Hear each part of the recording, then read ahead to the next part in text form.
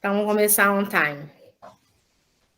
Bom dia, pessoal. Vamos dar início à nossa sexta-feira do Centro de Estudos. Hoje são 13 de agosto de 2021. E o professor Mário Dias Correia Júnior hoje vai falar sobre o acompanhamento da gestante infectada pelo HIV. O professor Mário é professor associado do Departamento de Ginecologia e Obstetrícia da Universidade Federal de Minas Gerais, é coordenador do pré-natal de alto risco e também é membro da Comissão de Residência Médica em Ginecologia e Obstetrícia. Quem vai estar como debatedor é uma convidada especial, que é a professora Helena Duani, que é médica infectologista, é professora adjunta do Departamento de Clínica Médica da Faculdade de Medicina da FMG e é chefe do Serviço de Infectologia do Hospital das Clínicas da FMG. É um prazer ter você com a gente, viu? Obrigada por ter aceitado o convite. Professor Mário. Ok.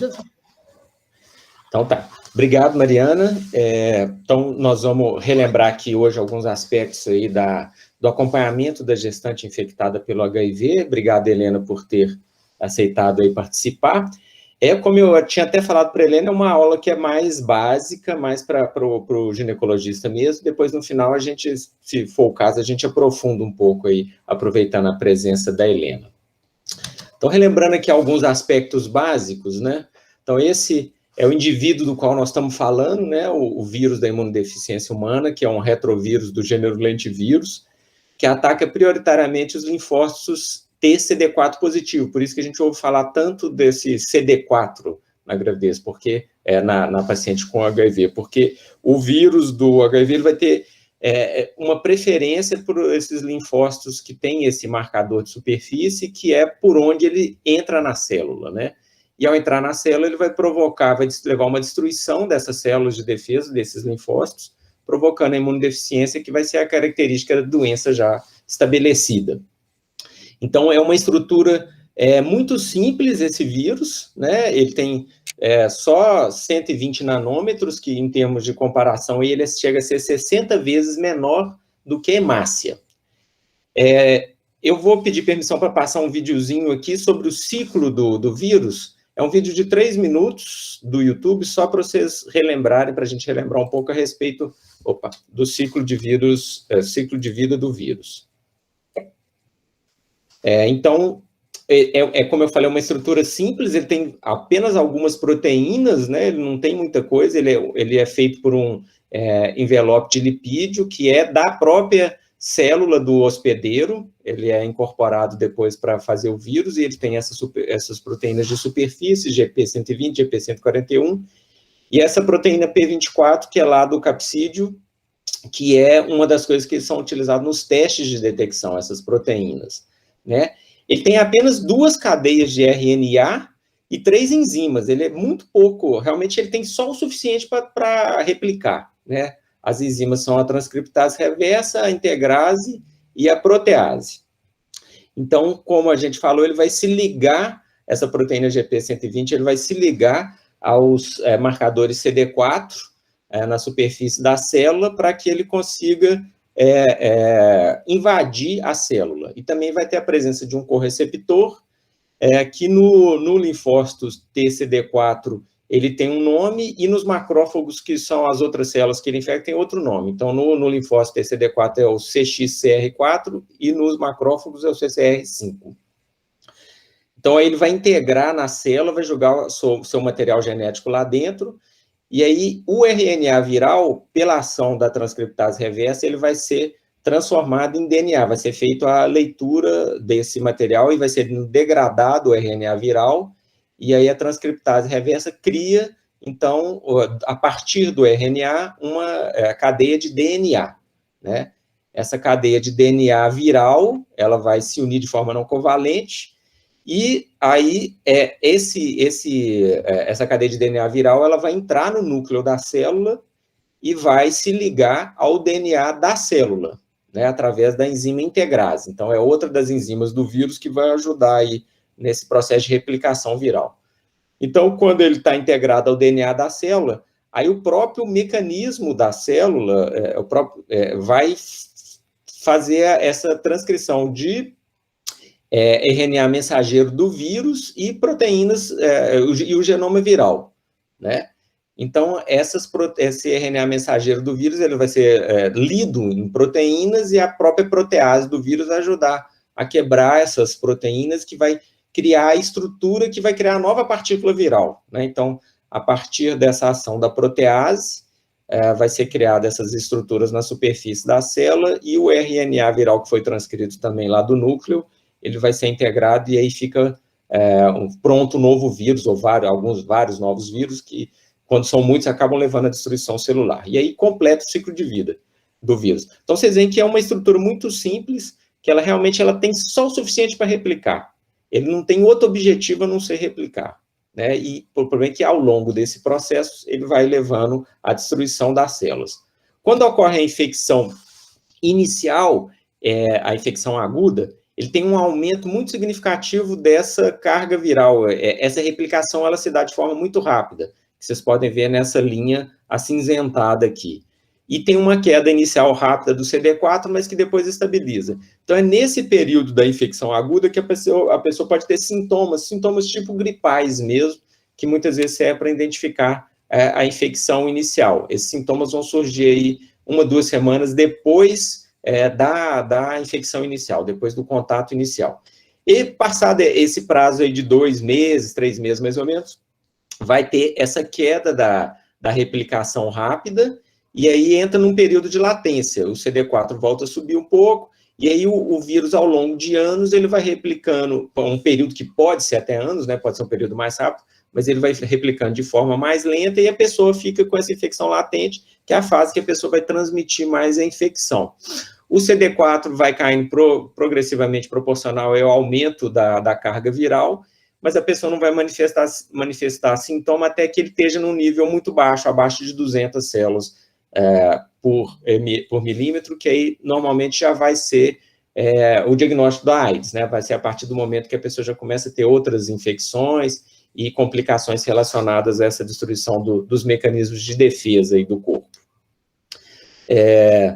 Então, uma coisa que eu queria relembrar aqui um pouquinho rapidamente a respeito da história, né? Porque essa infecção, ela começou a fazer parte da nossa vida, assim, de maneira mais significativa no início da década de 80, em 1981, para ser mais preciso, foram descritos os primeiros casos dessa doença diferente, que eles chamaram de Gay-Related Immunodeficiency. Então, por isso que ela é chamada GRID, porque ela surgiu primeiro nas comunidades gays lá nos Estados Unidos, ela foi identificada principalmente em São Francisco, Nova York, e foi uma infecção que, no início, ela tinha muito preconceito por ter surgido nesses grupos que eram mais discriminados, né?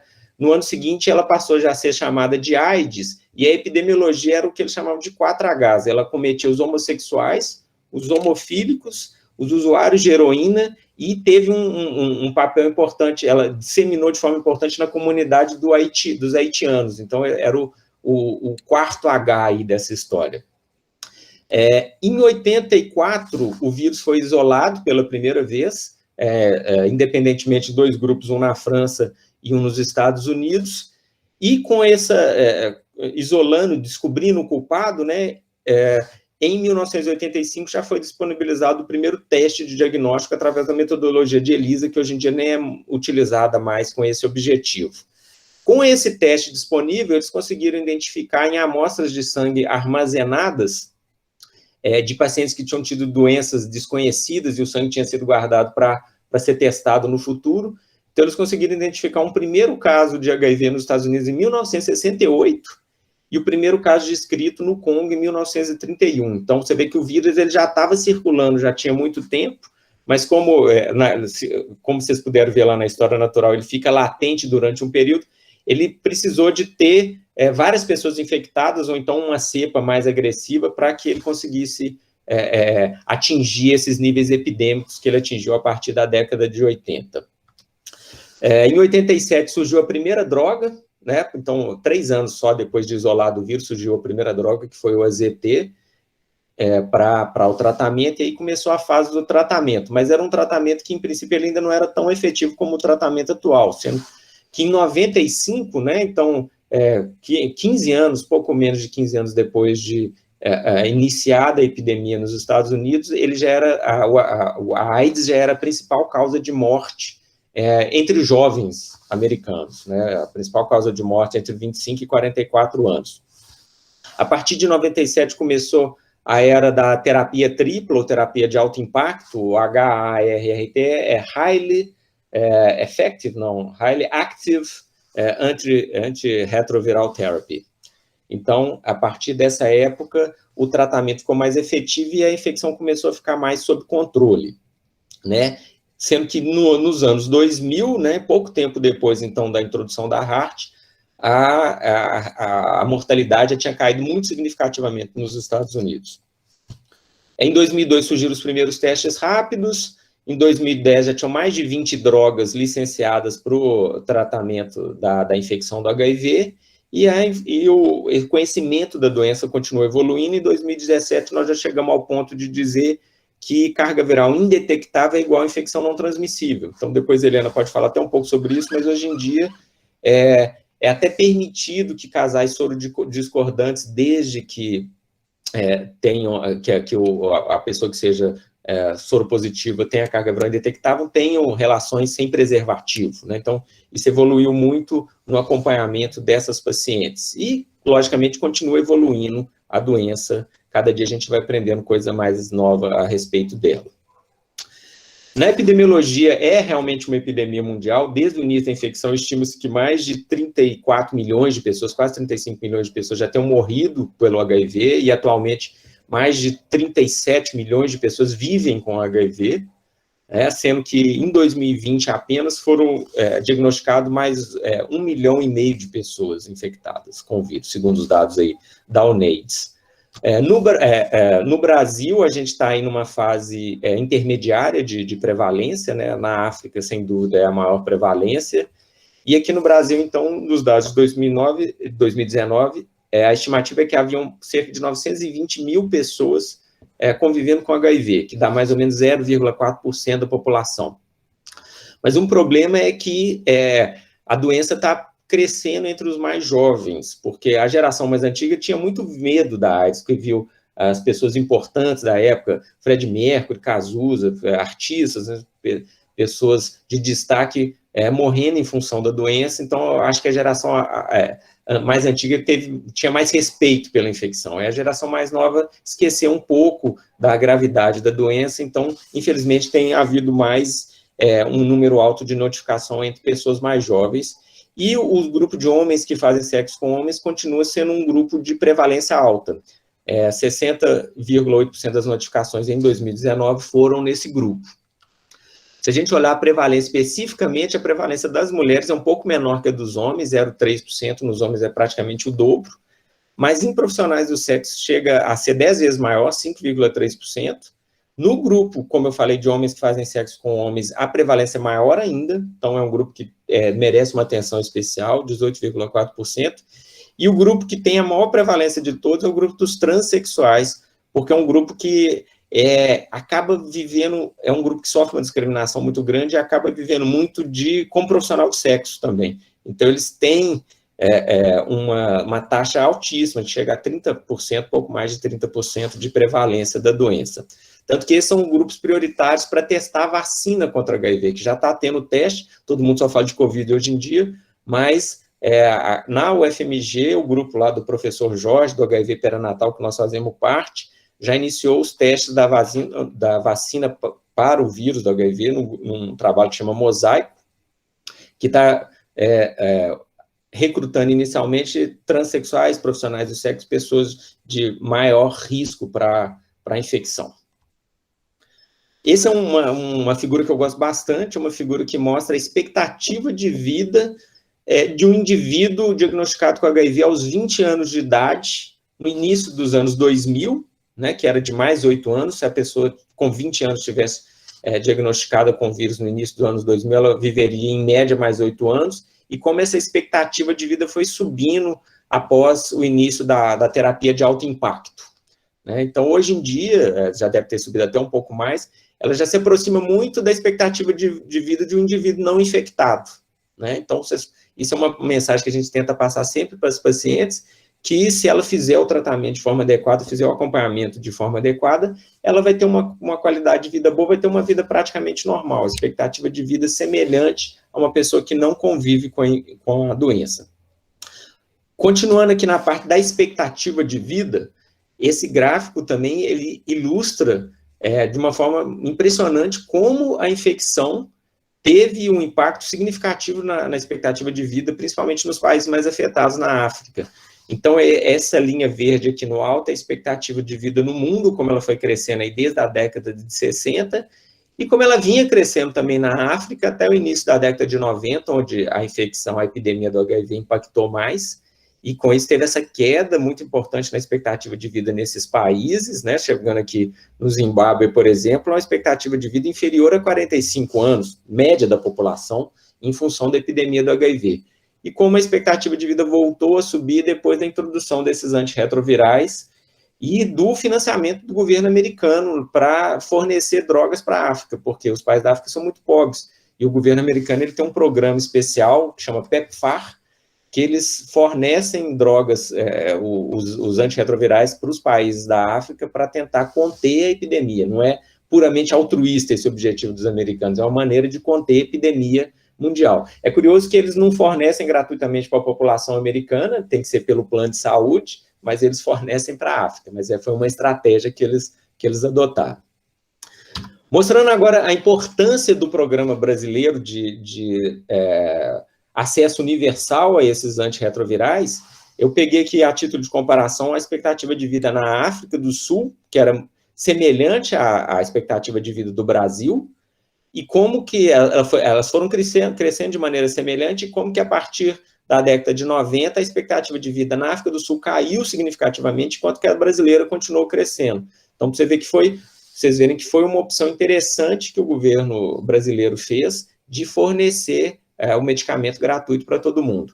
Aqui o tamanho da bolinha representa o tamanho da população. A população brasileira sempre foi um pouco maior do que a da África do Sul, e não foi tão impactada, né, pelo crescimento da epidemia da HIV. Pegando esse setor aqui mais especificamente, da pós-infecção, então nesse outro gráfico vocês veem, aqui o tamanho da bolinha representa o número de pessoas infectadas com HIV, e o crescimento da curva aqui, a expectativa de vida.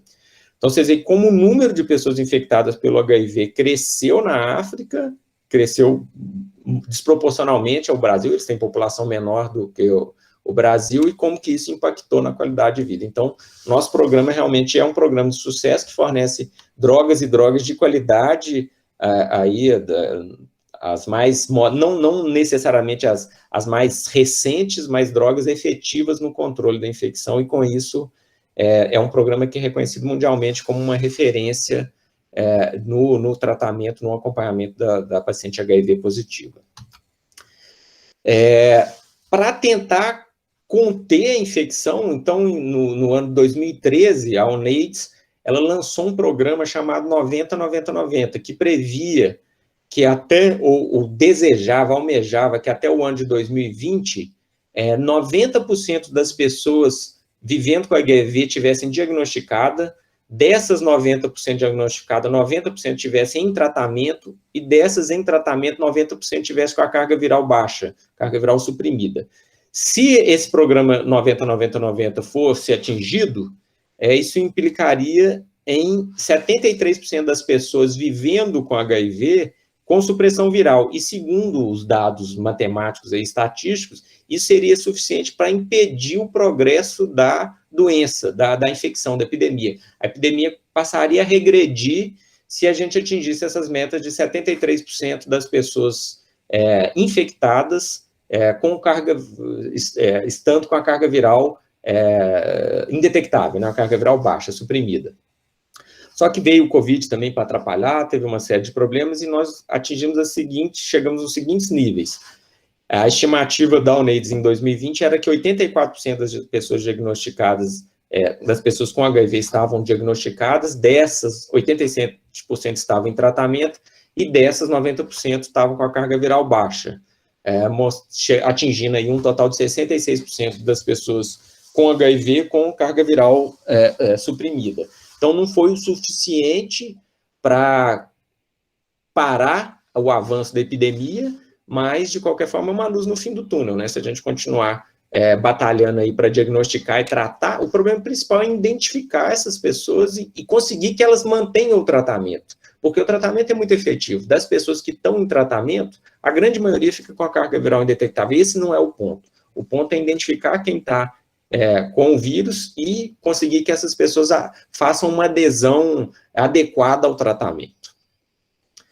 No Brasil, né, os dados do Ministério da Saúde com relação aí ao programa 90-90 são que nós temos 89% dos diagnosticados, das pessoas com o vírus diagnosticadas, dessas 84% vinculadas ao pré-natal, mas só 69% em tratamento, né, 69% do total de pessoas com HIV positivo, que dá mais ou menos o mesmo dado do mundo, 65% das pessoas com carga viral indetectável, 65% dos indivíduos infectados com HIV com carga viral indetectável, né? Então, como eu falei com vocês, o grande problema é conseguir que essas pessoas façam tratamento, porque muitas vezes são pessoas que já estão vivendo alguma situação de discriminação, morador de rua, usuário de droga, e eles não têm, assim, não vê como objetivo fazer o controle da infecção, não é uma infecção que manifesta no curto prazo. Então, o difícil é isso, é conseguir que essas pessoas fiquem aderentes ao tratamento. Aqui é só para ver a evolução do programa de 2012 até 2019, que era 70% das pessoas com HIV diagnosticado em 2012, chegamos no 89%, o número de pessoas tratadas também aumentou de 64% para 77%, e o número de supressão viral aumentou significativamente. Tanto no Brasil como todo, quanto em Minas. Nossos dados de Minas são semelhantes, até um pouco melhores do que o do resto do país, né? 92% das pessoas diagnosticadas, 86% dessas em tratamento, e 86% do total em tratamento, e 82% com carga viral suprimida. Comparando homens com mulheres, né, as mulheres têm até um pouco mais de diagnóstico, mas uma adesão um pouco mais baixa. Então, os homens, eles custam mais para ser diagnosticados, mas eles tendem a serem mais aderentes ao tratamento do que as pacientes, do que as mulheres, que é obrigação nossa do ginecologista de ajudar nessa parte aí também. É uma coisa interessante que a gente vê que muitas vezes a paciente chega no pré-natal, ela não usou, ficou um período sem usar o antirretroviral, mas durante a gravidez ela volta a usar, porque aí o instinto materno fala mais alto. Ela não está preocupada com a saúde dela, mas ela está preocupada em não deixar o filho infectar. Então, isso é uma coisa que é super frequente, não é super frequente, mas acontece com alguma frequência, da gente ver essas pacientes que tinham parado o tratamento e voltam a tratar durante o pré-natal. Então, qual que é o nosso papel agora? O papel do ginecologista obstetra no acompanhamento dessas pacientes. Então, no pré-natal, sem dúvida nenhuma, oferecer o teste para todas as pacientes faz parte, né, do rastreamento, e mesmo fora do pré-natal, mulheres em idade fértil, mulheres sexualmente ativas, o ginecologista de consultório ele deve oferecer de vez em quando essa testagem, porque é uma maneira de pegar essas pacientes. Orientar sempre a comunicação com o parceiro, né, solicitar não só da paciente, mas principalmente quando positivo, solicitar do parceiro também, incentivar o uso dos antirretrovirais, mostrando essa questão de que é possível ter uma qualidade de vida boa com o uso do antirretroviral, e seguir os protocolos para prevenir a transmissão vertical.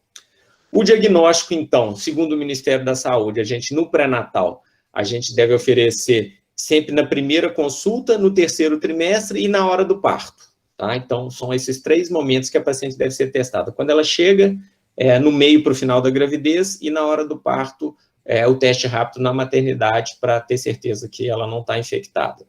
Ou sempre que houver uma história de exposição ao risco ou violência sexual, mas eu vou além, eu acho que periodicamente deveria ser pedido para essas pacientes em consulta ginecológica de rotina também.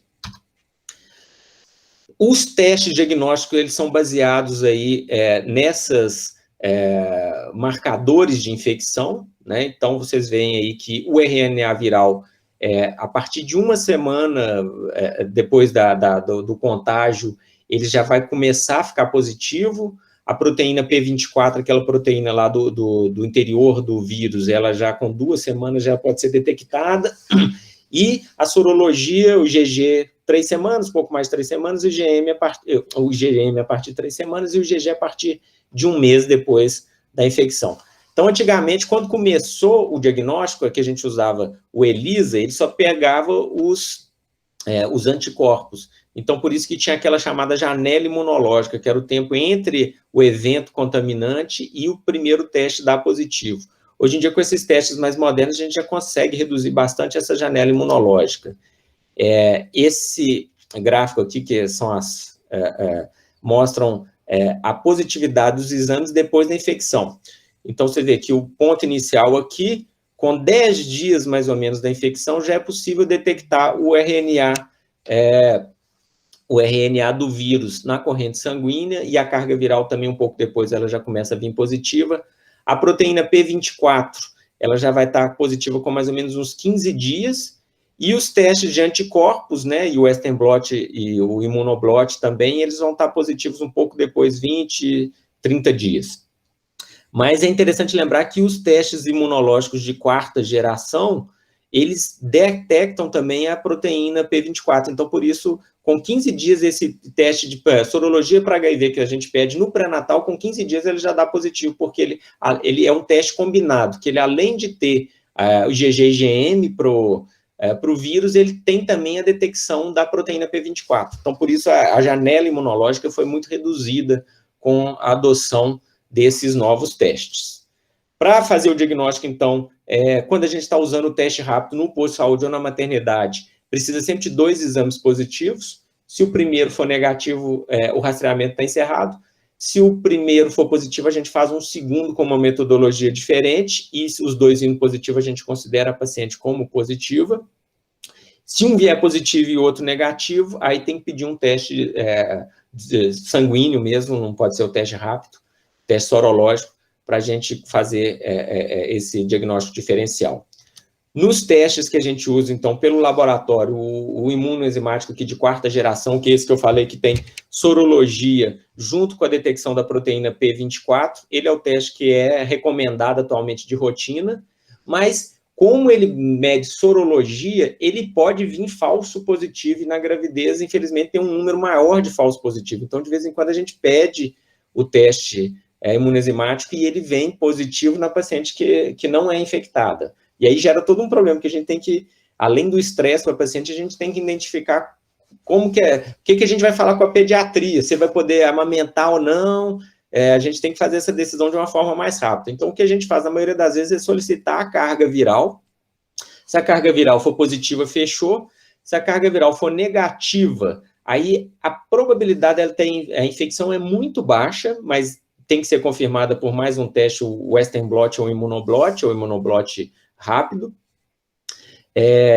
Estando tudo negativo, né, apesar dos fluxogramas do Ministério da Saúde falarem que a amostra tem que ser repetida daí a 30 dias, e é um teste que ainda é suspeito, na prática, a gente acaba autorizando essa paciente para amamentar. Depois, os infectologistas, eles vão até continuar esse acompanhamento, a Helena fala depois, mas como a probabilidade dela ser uma controladora de elite, que é uma pessoa que tem o vírus, mas não sobe a carga viral, ou de ser algum outro momento da infecção, é tão baixa que a gente, em combinação com a pediatria, na maioria das vezes, a gente acaba liberando essa paciente para amamentar e faz esse segmento depois, até porque a carga viral indetectável, o risco de transmissão é muito pequeno. Mas tem um manualzinho do Ministério da Saúde que ilustra muito bem como é que essa elucidação diagnóstica deve ser feita. Na prática é isso. O teste de rastreamento é o imunoenzimático de 4ª geração e confirmatório carga viral, ou o PCR, mas na prática a gente usa mais a carga viral, e o Western blot imunoblot. Bom, esse aqui é um pôster que nós apresentamos uma vez num congresso, meus alunos de iniciação científica, que a gente tem a corte que acompanha essas gestantes desde 97, começou com o professor Vitor. Então, uma vez nós fizemos um levantamento de quando foi que tinha sido feito o diagnóstico, para mostrar a importância do pré-natal, né? Então, nessas 620 gestantes acompanhadas de 98 até 2014, a gente identificou que 70% das vezes o diagnóstico tinha sido feito durante o pré-natal, mostrando a importância do ginecologista, seja na gravidez atual ou seja numa gestação anterior. E só 30% das vezes, das nossas pacientes especificamente, o diagnóstico tinha sido feito fora da gestação. Então, mais uma vez, relembrando o papel nosso importante de pedir a sorologia, o teste para o HIV durante a gestação. Esse é um outro trabalho que a gente publicou também com o professor Vitor, na época, com o grupo do professor Jorge, mostrando a redução aí na transmissão vertical. Ao longo dos anos, o número de pacientes não infectados foi caindo, e hoje em dia é em torno de 0, né? Que em 2013 teve 2 casos, 2014 teve 1 caso, mas lembrando que essas pacientes que têm a transmissão vertical hoje em dia são as pacientes que não aderem ao tratamento. Isso é muito claro, a gente vê as pacientes que não, às vezes, essas pacientes, como eu falei, mais discriminadas, moradora de rua, usuária de crack, principalmente, que elas não aderem bem ao tratamento, é nesses casos que vai acontecer a transmissão. Nas pacientes que fazem o acompanhamento direitinho, a transmissão vertical é 0. E é interessante que, como o grupo do HIV, ele acompanha muito de perto essas pacientes, o pessoal lá do HIV, eles sabem direitinho quem são essas mulheres. Por exemplo, a Madu, que é a nossa enfermeira que acompanha lá no pré-natal de alto risco, eu falo assim, em 2014 teve uma paciente infectada, ela fala assim, foi a fulana mora no abrigo tal. É impressionante como essas pacientes são muito bem acompanhadas por esse grupo. Então, o ponto é esse, se ela faz o tratamento direitinho, não acontece a transmissão vertical, se ela, por algum motivo, não consegue aderir ao tratamento, são nesses casos que vai acontecer a transmissão. No pré-natal, então, que eu sempre oriento os residentes, apesar de muitas vezes elas já terem passado o infectologista, mas é um momento importante para a gente reforçar isso. Esclarecer sobre a doença, esclarecer sobre a diferença de ser infectado e ter a AIDS propriamente dita, explicar a importância da terapia, da carga viral, da contagem de CD4, quanto mais alto, melhor para ela, né? E ressaltar o bom prognóstico com o tratamento adequado. Então, a gente sempre pergunta também sobre quanto tempo tem de infecção, que isso vai ser importante aí para a gente entender também o acompanhamento da doença e quanto tempo que a pessoa já está convivendo com o vírus. Perguntar, isso é muito polêmico, às vezes, gera confusão, se o parceiro sabe ou não que ela está infectada e como é que ela vai prevenir a transmissão. A gente sempre pergunta. E, atualmente, a gente sempre vê algumas pacientes que não contaram para o parceiro, que por medo, medo de ser agredida ou medo de perder o parceiro, elas não contam. Então, a gente tenta, de alguma forma, incentivar elas a contarem. A gente pede para ela trazer o parceiro para o pré-natal, para a gente contar em conjunto. A gente usa alguns recursos do tipo falar com ela que ela não precisa falar quando foi. Às vezes, a paciente a infecção tem 5 anos, ela está com o mesmo parceiro há 2 anos e nunca contou. Né? Então, a gente fala com ela assim, olha, você pode falar que você tem o vírus que deu nos exames de pré-natal, mas não precisa de falar desde quando que você tem, né? A gente tem que facilitar, uma mentirinha branca, aí, vamos dizer assim, uma omissão do tempo da infecção. E a gente até consegue isso. Recentemente, semana passada, 2 semanas atrás, nós tivemos uma paciente que fez isso. Era uma situação semelhante. Ela contou, aproveitando o momento da gravidez, ela optou por contar, e aí essa pessoa... o parceiro fica também mais ciente, né? Elas usam muito o argumento de que elas são carga viral indetectável para justificar por que elas não contaram, mas, de qualquer forma, é sempre importante contar. Além dos exames de rotina, então, do pré-natal, na gravidez é sugerido que sempre seja feita a genotipagem para as pacientes que estão iniciando o tratamento na gravidez, porque, como é um período curto de tempo, para evitar que exista... que a paciente tenha um vírus que seja resistente ao tratamento inicial, então sempre orientado a fazer essa genotipagem. A genotipagem funciona tipo mais ou menos o antibiograma da infecção. Você vê qual para aquele vírus específico, se ele tem resistência ou não ao determinado antirretroviral. Então, a gente vai fazer também a dosagem da carga viral, do CD4, fazer função urinária e hepática na primeira consulta. O PPD, o Ministério da Saúde orienta, mas a gente não tem feito de rotina. Queria depois também que a Helena comentasse a respeito disso, se a gente deve ou não fazer o PPD de rotina. E pedir uma sorologia para hepatite A, C e citomegalovírus também, nessas pacientes, além dos exames rotinas de pré-natal. O tratamento, então, eu voltei aquele gráfico aqui da figura do ciclo de vida do vírus, para a gente poder ver aí onde que cada um dos antirretrovirais vai atuar, né? Então, nós temos várias classes de drogas diferentes descritas. As mais famosas, as mais usadas, são os inibidores da transcriptase reversa, seja os nucleosídeos ou não nucleosídeos. Então, geralmente, a gente usa a combinação da lamivudina com o tenofovir e, muitas vezes, o ifavirenz também, e eles vão atuar nessa fase que impede a leitura do RNA do vírus em DNA, essa conversão do RNA do vírus em DNA. Mas nós vamos ter também os inibidores de protease, que eles vão atuar nessa ligação, nessa formação da célula viral e na maturação da célula. Né? Eles não atuam só na saída da célula, atuam na maturação da célula também. Aí o ritonavir seria um exemplo. Os inibidores de fusão vão impedir essa ligação do vírus com a célula hospedeira. Os inibidores de integrase, como o raltegravir e dolutegravir, que estão sendo mais usados hoje em dia, vão impedir essa integração do DNA viral com o DNA da célula. E tem também umas drogas mais modernas, como os inibidores de entrada, como o Marovic, que vão impedir essa ligação do vírus com esses receptores na superfície da célula. Então, vocês veem que a gente tem várias drogas aqui no Brasil, como o Ministério da Saúde fornece as drogas, a gente acaba tendo uma gama menor de opções, porque a gente vai usar o que tem no SUS, né? São drogas caras, e nos Estados Unidos eles discutem mais qual droga iniciar, mas é que essa é uma decisão que é tomada principalmente pelos infectos lá junto ao Ministério da Saúde. Então, atualmente, desde 2020, a primeira escolha na gestação voltou a ser lamivudina, tenofovir e ifavirenz. Em 2019, eles tinham recomendado o raltegravir. Eu não sei por que foi tomada essa decisão de voltar para o ifavirenz, mas fica um pouco a critério do infectologista. Eu imagino que seja, aí, no caso, pela facilidade de uso, que esse esquema é um esquema que é tomado uma vez por dia só. O raltegravir tinha que ser tomado 2 vezes por dia. E como drogas alternativas, o atazanavir com ritonavir e o dolutegravir, que é a primeira escolha para pessoa não grávida, foi, em princípio, aventado que seria uma boa opção para a gestante, mas como houver alguns casos lá na África de aumento de defeito de fechamento de tubo neural, eles foi suspenso, em princípio, nas pessoas, nas mulheres querendo engravidar, depois do primeiro trimestre, ele até poderia ser usado, então, em princípio, foi suspenso.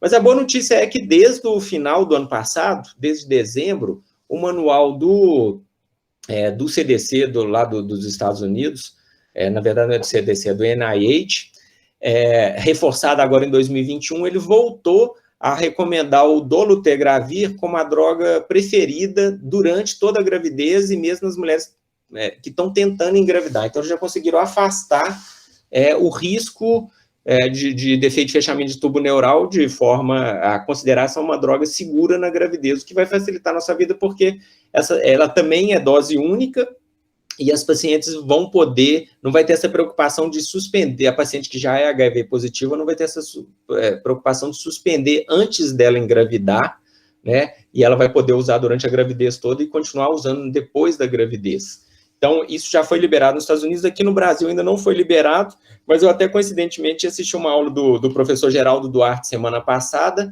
dizendo que ele já fez uma cartinha, um e-mail, né, na carta ninguém faz mais, lá para o Ministério da Saúde, solicitando a liberação, mostrando os trabalhos e tal. Então, é possível que, em breve, o dolutegravir seja liberado para gestante aqui no Brasil também. A monitorização dessas pacientes no pré-natal, então, ela vai ser feita através da carga viral, que a gente vai pedir na primeira consulta. Se ela está iniciando o tratamento na gravidez 4 semanas após o início do tratamento, se é uma paciente que já vinha fazendo o tratamento e a carga viral já está baixa, a gente deixa para fazer só mais para o final, repetir só mais para o final, mas todas elas, seja de tratamento inicial, ou seja, pacientes que já faziam uso há mais tempo, tem que ter uma carga viral entre 34 e 36 semanas, que é essa carga viral que vai ser utilizada para a gente determinar a via de parto. Então, essa do último mês aí, ela é fundamental na nossa conduta obstétrica. O CD4, quando é diagnóstico na gestação, é sugerido que seja feita de forma trimestral, e quando é carga viral indetectável em tratamento, já estava em tratamento desde antes da gravidez, é sugerido que seja feita na primeira consulta e na 34ª. Mas o que a gente vê na prática, depois a Helena pode falar um pouco também, é que os infectologistas, se a pessoa já tem a carga viral indetectável há muito tempo, eles não veem a necessidade de ficar pedindo o CD4. Então, muitas vezes ela não repete o CD4 porque com a carga viral indetectável o CD4 não vai cair. Nas pacientes que usam raltegravir, a gente tem que pedir função hepática trimestral, e nas pacientes que usam tenofovir, a função renal, que são os medicamentos, são os órgãos que podem ser afetados por essas drogas. E outra coisa que é importante a gente falar é da profilaxia das infecções oportunistas. Quando o CD4 está muito baixo, a paciente já está desenvolvendo a AIDS mesmo, é importante a gente fazer essa profilaxia. Então, quando o CD4 abaixo de 200 células, a gente institui o Bactrim 3 vezes por semana. Se ela cai mais abaixo de 100, o Bactrim passa a ser diário.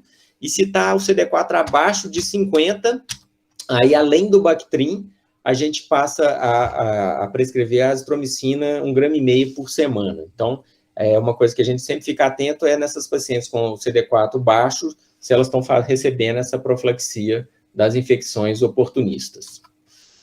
Com relação à vacinação, né, o programa de vacinação do adulto e da gestante ele é muito semelhante, a diferença é que a gestante não vai receber a tríplice viral e ao invés de receber a DT, ela vai receber a DTPA. E febre amarela vai vacinar só em situação de epidemia. A gestante com HIV, o programa é basicamente o mesmo, mas elas devem receber também pneumococos, a vacina para pneumococos, a vacina meningocócica e a vacina para hepatite A.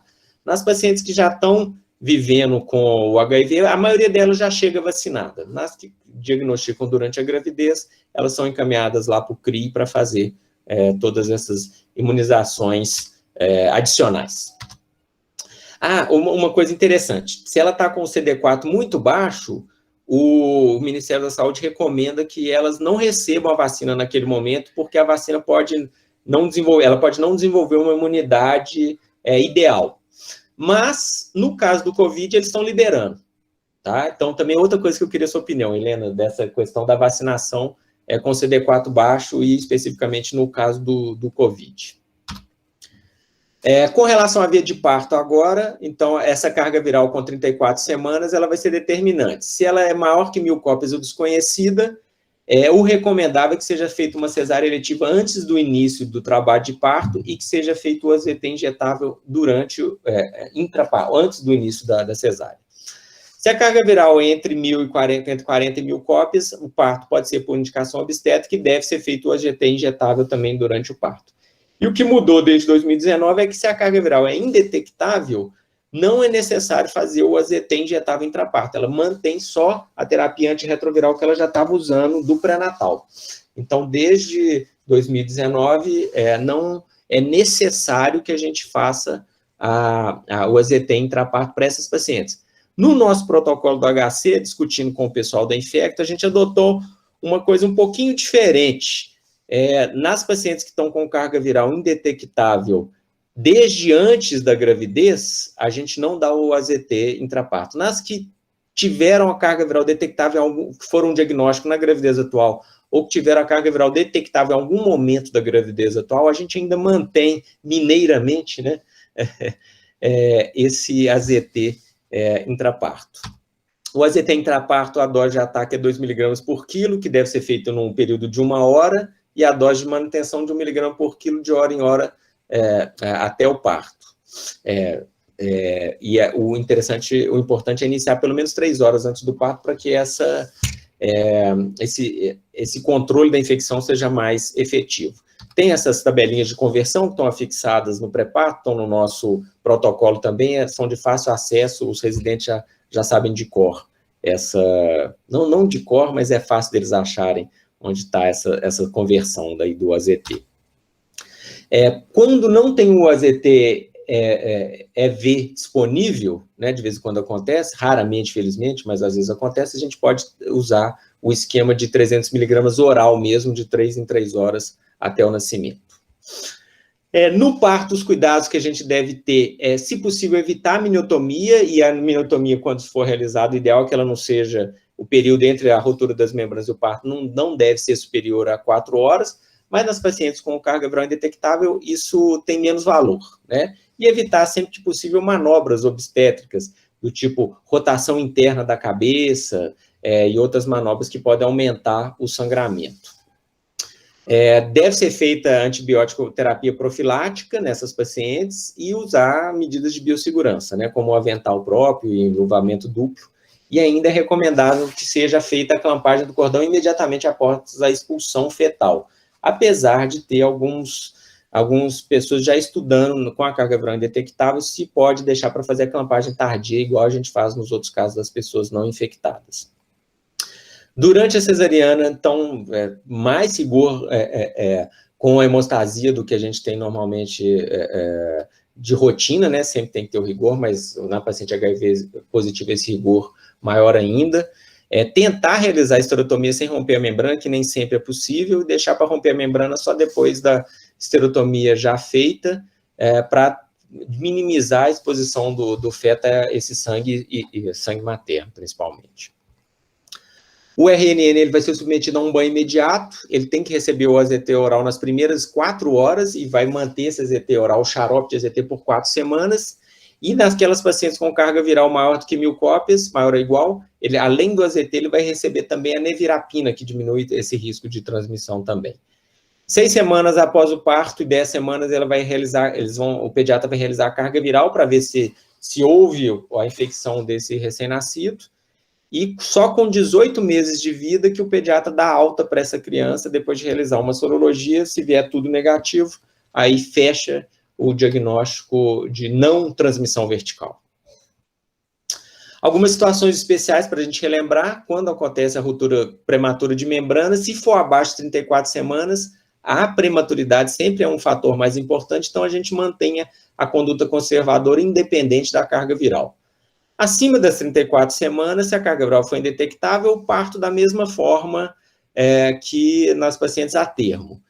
Agora, só o que a gente recomenda é que se o colo for desfavorável, se a gente antecipar que esse parto vai ser um parto muito demorado, é preferível fazer cesariana. No caso de trabalho de parto pré-termo, assim que a paciente chega, você inicia o AZT venoso e mantém até que aconteça o parto, até que o trabalho de parto pré-termo seja inibido. For inibido, pode suspender o AZT venoso. E no puerpério, lembrar que está contraindicado o aleitamento materno, então depois do parto a gente vai proceder ao enfaixamento da mama e da cabergolina, que está disponível para essas pacientes, que vai ser o método aí mais efetivo para inibir a lactação. Lembrar de dar alta para a paciente usando os mesmos antirretrovirais que ela estava usando no pré-natal, depois o infecto vai fazer essa troca se for necessário. Se for o dolutegravir, é bom que nem vai precisar de fazer essa troca mais. Bom, então basicamente eram essas informações que eu queria passar. Agradeço aí a Mariana o convite e a audiência de vocês. Muito obrigado. Aula excelente, professor Mário. Parabéns, viu? Professora Helena, está aberto para você fazer as considerações, né, esse questionamento que o professor Mário levantou durante a aula dele. Oi, gente, primeiro eu quero agradecer a vocês pelo convite, né, para a gente conseguir fazer essa colaboração aí entre as especialidades. Depois eu quero saber onde fica o link da aula para eu passar também para os alunos, porque a aula do Mário foi muito boa, né, acho que é uma aula... até para a gente que é infectologista, se apresentou muito bem, tá? Parabéns aí pela didática e excelente aula. Vou falar alguns pontos que você comentou, né, que você achava interessante que eu desse a minha opinião. Eu acho que, só para a gente deixar uma coisa mais explicável aqui, essa questão da carga viral indetectável igual intransmissível, acho que esse ponto é muito importante de discutir, né? Tanto em pacientes grávidas quanto na população em geral. Por quê? Porque isso tem um componente também de diminuição do preconceito, sabe? Tem por quê? Porque aí o paciente, ele sente que ele não transmite mais a doença, então ele se sente mais confortável de relacionar com outras pessoas, né? E acredito não, as gestantes também têm essa segurança também, não vou transmitir para o neném, não vou transmitir para o meu marido, se for casal soro discordante. Então, assim, isso ajudou muito, acho que na questão do preconceito e no manejo mesmo desses pacientes em relação aos seus parceiros, sabe? O que eu recomendo eu falo para os pacientes, né, quando ele é indetectável, ele realmente a chance de transmissão é muito pequena, tem vários protocolos mundiais que falam que não precisam, né, mais utilizar a camisinha, mas a gente tem que tomar cuidado também por questões de outras DSTs, né, que parece que não, mas são extremamente frequentes. Eu acho que vocês veem tanto quanto nós, né? A sífilis aí aumentando, assim, uma loucura, né? O que está acontecendo com a sífilis. Gonorreia e clamídia, a gente vê clinicamente, mas as mulheres assintomáticas e às vezes, por terem lesões, elas vão pegando aí hepatite C, hepatite B, que a vacina às vezes não tá ativa. Então, assim, nós temos visto muito aumento de DST mesmo, de outras DSTs, que às vezes é chato de ficar tratando e gera um monte de consulta por causa que o acompanhamento, ele é intenso, né? E hepatite C. Hepatite C também, assim, tá um boom de hepatite C nos pacientes jovens, com HIV, sem HIV, e porque eu acho que eles estão tendo lesões por outras DSTs e acaba facilitando a infecção pela hepatite C, porque hepatite C nem é fácil de pegar, né? Mas tá sendo muito fácil pegar pela via sexual, o que não era uma via tão comum, hoje está sendo, que eu acredito que seja por causa das outras DSTs. Então, assim, eu acho que o uso do preservativo, ele tem que ser, mesmo sendo indetectável, né, a gente tem que continuar indicando, porque, sabe, com a PrEP, com o preservativo, tomando terapia antirretroviral, aí acaba que a mandala lá da prevenção combinada, ela fica prejudicada, e o preservativo é muito importante, sabe? A gente sabe que não passa, mas não pode facilitar demais também não, né? Então, assim, aí eu sempre falo, olha, eu até brinco com os pacientes, olha, a gente garante que você não passa para ele, mas você não garante que outra pessoa não passou para ele. Então, é melhor você usar, né? Isso. Então, sabe de onde que veio, eu não consigo falar que foi você, que não foi, então eu gosto de ter essa conversa. Essa questão do número de casos aumentando em jovens, né? E eu acredito que aumenta nos jovens, homens, que são homens que fazem sexo com homens, né? E mulheres trans também. E acaba aumentando também nas mulheres, porque essa questão do gênero hoje, né? E da opção sexual, ela tá mais fluida, então vai acabar aumentando, inclusive, né, meninas novas grávidas. Eu não sei se você chegou a olhar esse dado, eu não olhei, não. Mas é o que a gente tem, assim, vê um pouquinho, né? O que eu acho interessante, assim, que é uma coisa que a gente aprendeu, todos nós aqui aprendemos na nossa anamnese clássica da ginecologia, é perguntar assim, quantos parceiros você já teve? Com qual idade você começou a atividade sexual? Mas hoje em dia eu não vejo valor nessas perguntas mais. Porque nós temos lá no perinatal vários pacientes que têm um parceiro só e são soropositivos. A paciente tem um único parceiro e é soropositivo. Então, realmente, essa anamnese sexual, ela se perde um pouco nesse momento. A gente não consegue utilizar ela igual era utilizada no passado. E, assim, essa questão do jovem, né, e a moça, às vezes engravida, pegou do marido, não sei, e aí o marido às vezes não quer tratar, não quer fazer o segmento, não quer fazer o exame, né, e eu vejo isso também. Mas eu acho que essa questão dos jovens é impressionante, né, como que os consultórios e os ambulatórios, assim, menino de 20 anos, no máximo 24, assim, é muito paciente jovem mesmo. E as gravidinhas também são jovens, né, a não ser aquelas que já são do ambulatório e querem engravidar. Você falou a respeito também da vacina do HIV, eu acho que a Júlia também está aí. A gente está participando junto com o Jorge dessa vacina, que é o Mosaico, tá? Então, a gente está fazendo a vacinação, é uma vacina também que é um estudo, é um clinical trial, né? Uma vacina de HIV, que é a vacina da Janssen, então ela utiliza aquela tecnologia da vacina da Janssen mesmo, o adenovírus 26, com o Mosaico 4, e tem também, na verdade são duas vacinas, sabe? Tem o adenovírus 26 com as 4 proteínas do HIV, depois tem mais 2 doses, então são vacinas diferentes, em braços diferentes, com outras proteínas do subtipo C, sabe? E também um mosaico da GP120 e da GP140, aliás. Então, é uma vacina, assim, eles estão tentando, sabe? Ainda está numa fase mais inicial, né, do que a do Covid. Não, é fase 3 já. Não, pois é, mas eu falo assim, ainda está testando vacinas diferentes, né? Não tem assim, nós vamos seguir com essa vacina. Você ainda está testando. Não, é essa mesmo, é porque são duas formulações diferentes. São duas vacinas, mas é essa mesmo. Essa já está assim, fase 3. Vamos ver, não sei não. Não tem na verdade, tudo bem, gente? Oi, Júlia. Bom dia. Parece aí, Júlia. Não estou muito bem apresentável, não, mas... Ô, gente, só para quem não sabe, a Júlia é sobrinha da doutora Leda Caporale, nossa professora aí do departamento. Tia Leda. Muito tempo que eu não vejo ela, por enquanto. Bom, mas sem atrasar muito, é só porque é interessante que, na verdade, a plataforma do adenovírus 26, que é usada no mosaico, ela até precede a vacina de Covid, assim. Na verdade, eles utilizaram para Covid uma tecnologia que eles já estavam usando no estudo mosaico, que foi interrompido um período por causa da pandemia. Então, eles estão, na verdade, mais avançados, porque existe um outro estudo.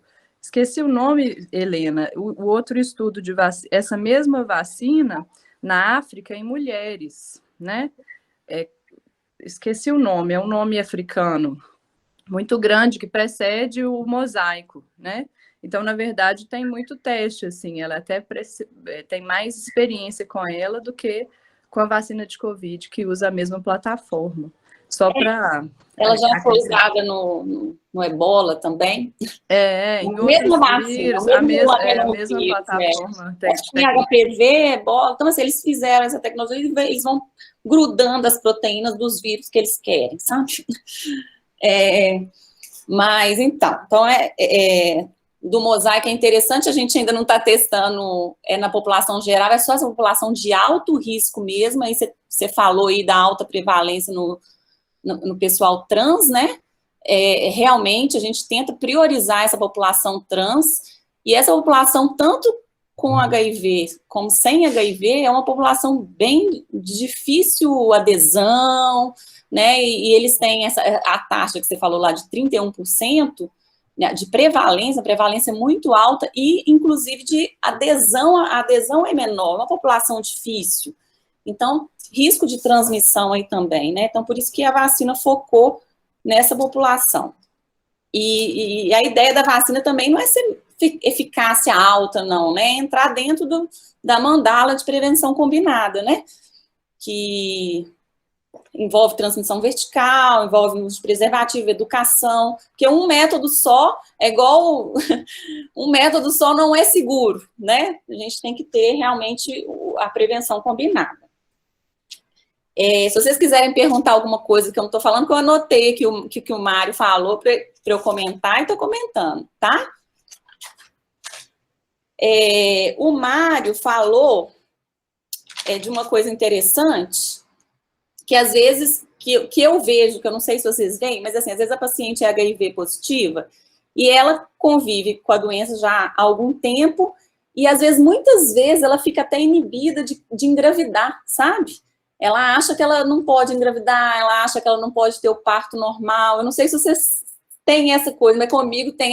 Quando eu falo que ela pode ter o parto normal, elas até choram. Porque elas acham que não tem essa possibilidade. Então, existe um medo de engravidar. Como é que eu vou fazer? Tanto as mulheres e os homens também, né? Muitos eu falo, olha, você pode ter filho, você pode... Não, mas eu não vou ter filho, eu tenho medo de passar... Não, mas tem jeito.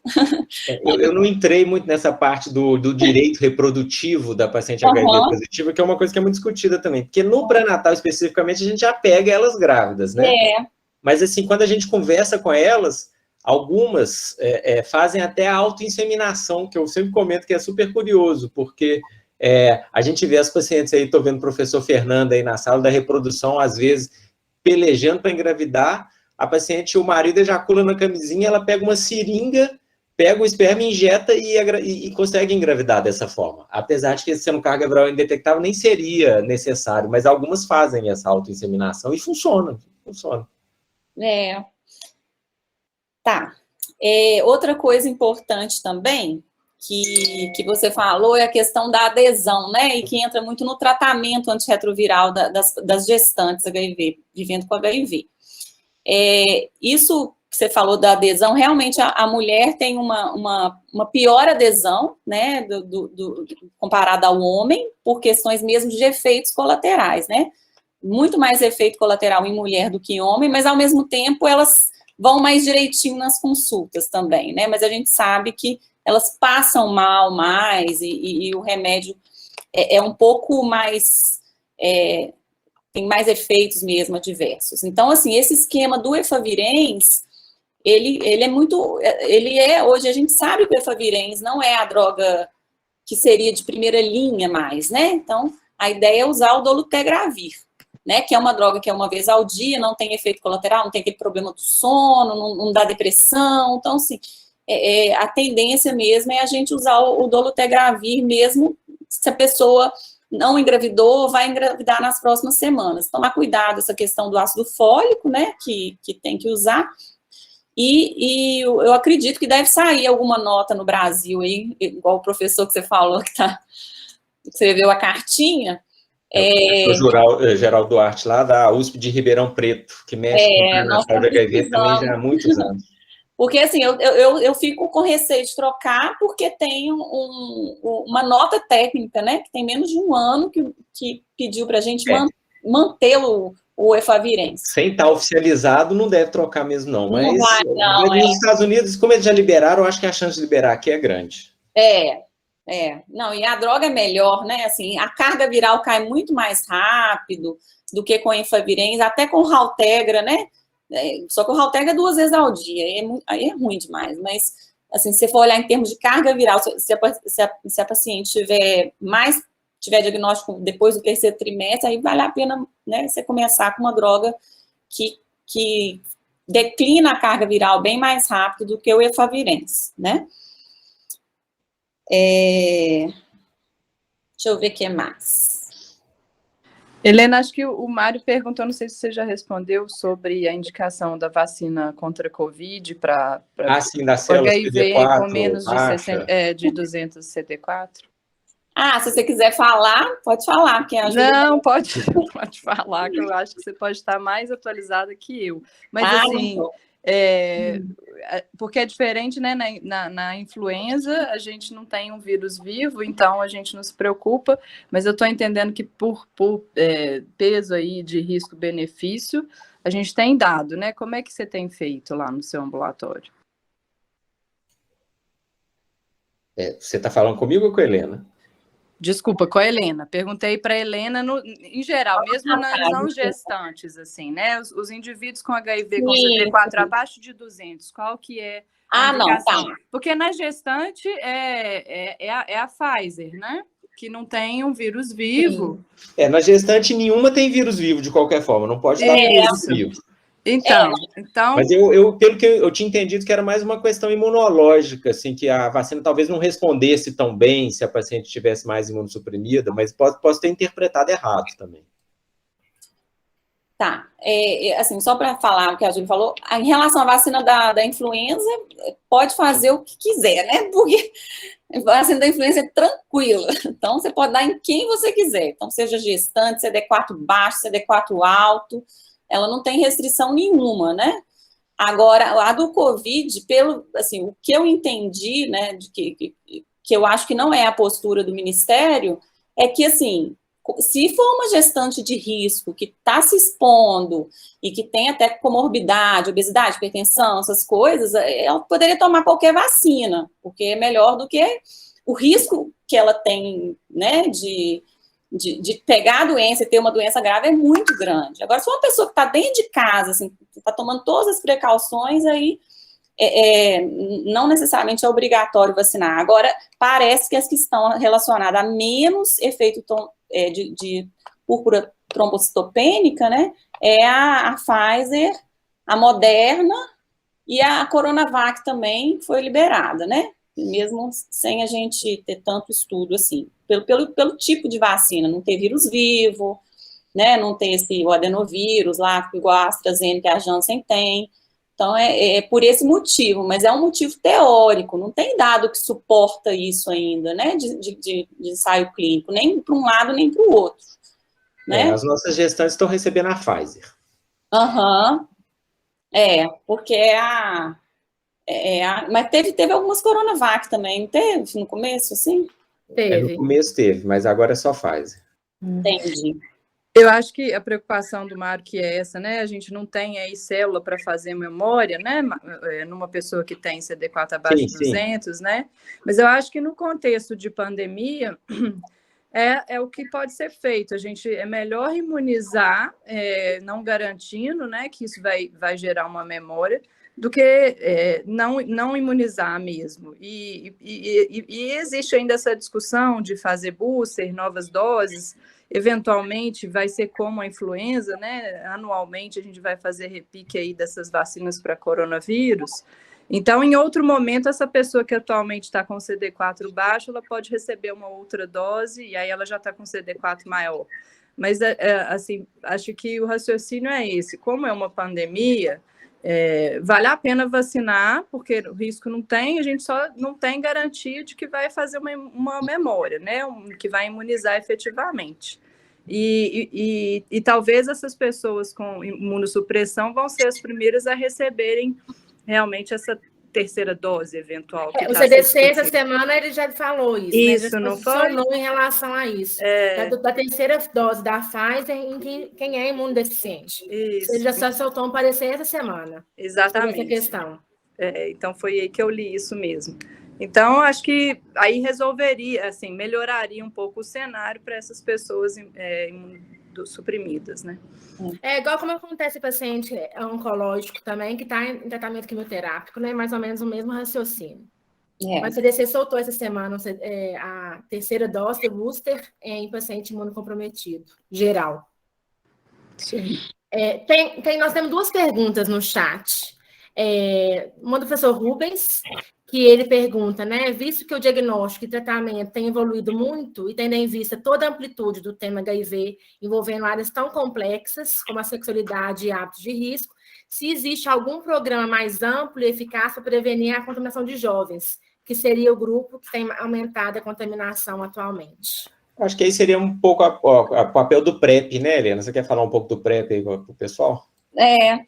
Isso, exatamente. Existe sim, né, as políticas públicas para a prevenção do HIV, elas deram uma caidinha, mas existem grupos que trabalham com isso, e o centro de referências, e também tem o centro de tratamento de DST, aquele ali na Paraíba, onde toma vacina, né, ali é um centro de referência de DST também, né. Então, assim, aí no caso estou falando de tratamento. De prevenção é a PrEP, que é a profilaxia pré-exposição, né, que é muito difundida mesmo no mundo gay, né, assim, como um todo, a gente, é muito difundida, a fila de espera é em torno aí de 2 meses, tá, a pessoa pode pegar no SUS mesmo, não tem que pagar nada, só que ela tem que ir nas consultas, né, então o que acontece é que as populações marginalizadas não vão também, não querem, e às vezes se sentem, não querem ir se expor, ou, né, o local não é acolhedor para essas pessoas. Eu acho que o que acontece é isso, né? Então, aquelas pessoas que realmente precisam da PrEP, elas continuam sem usar, e quem usa, assim, para falar a verdade, eu acho que todo mundo precisa, sabe? Mas o que a gente vê é que a PrEP ficou um pouquinho elitista, assim, né? Ficou um pouco com a população um pouquinho mais orientada, mais instruída, e aquela população de risco, os profissionais de saúde, a população trans, não está usando PrEP. Mas, assim, isso tem mudado, né? Pelo menos aqui em Belo Horizonte tem o professor Naí e o Matheus, eles estão com pesquisas de PrEP, né? Então, aí, assim, mudou bastante o usar PrEP. Mas, mesmo assim, a infecção acontece, né? E existe a PrEP-TIM, que é uma pesquisa também dos dois, que é feita lá no CJ, eu esqueci onde que era, mas é ali perto da rodoviária. CRJ, né, Rafa? E aí eles fazem a PrEP de adolescentes, né, até 19 anos, tentando abordar essa população mais suscetível, né, mais ainda que não tem preparo, e que a vida sexual realmente é igual o Mário falou, ela começa antes, e né, nesse momento do começo ali que o risco parece que está aumentado, né? Por causa da vulnerabilidade mesmo dos adolescentes, né? Mas tem PrEP. Ótimo. E a doutora Rogéria também perguntou, né, em relação às multíparas, acho que aí é para o professor Mário, né, que chegam em trabalho de parto, mas sem carga viral conhecida, se vale a pena fazer cesariana nelas ou conduzir via parto normal mesmo. Se você for seguir o protocolo à risca, é cesárea. Né? Mas aí você tem se ela chegou em período expulsivo, não vai dar tempo de fazer cesárea. Eu acho que não vale a pena você correr para fazer uma cesárea que vai proteger muito pouco. Mas se for para seguir o protocolo à risca, se der tempo de fazer cesárea, se não for aquela coisa muito lambona, né, muito na correria, eu acho que vale a pena fazer, sim. Obrigada, professor. De nada, Rogério. Tem mais alguma questão? Alguém quer, né, assim, se posicionar? Alguma coisa, Helena, que você anotou aí que ficou faltando?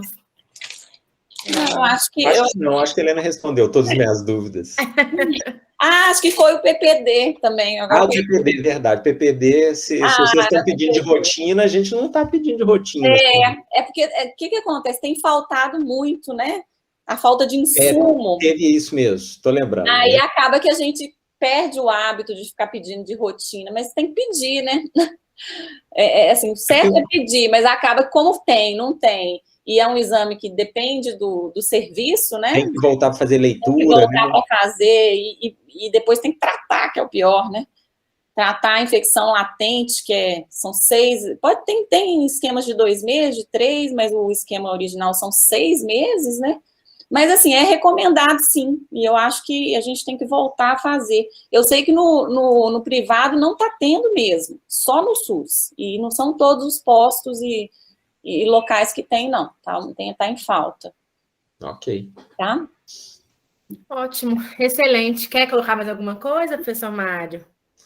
Não, eu queria dizer que esse ambulatório de HIV foi uma dessas coisas inesperadas que acontecem na vida da gente, que são boas, né? Porque não era meu interesse original, eu até tinha feito, quando eu era mestrando, eu acompanhei o professor Vitor no ambulatório, como disciplina de mestrado, e depois, quando o professor Vitor foi aposentar, ele me deixou de herança esse ambulatório, que, assim, realmente eu comecei a me interessar mais tardiamente, né? Mas atualmente é um assunto que eu gosto bastante.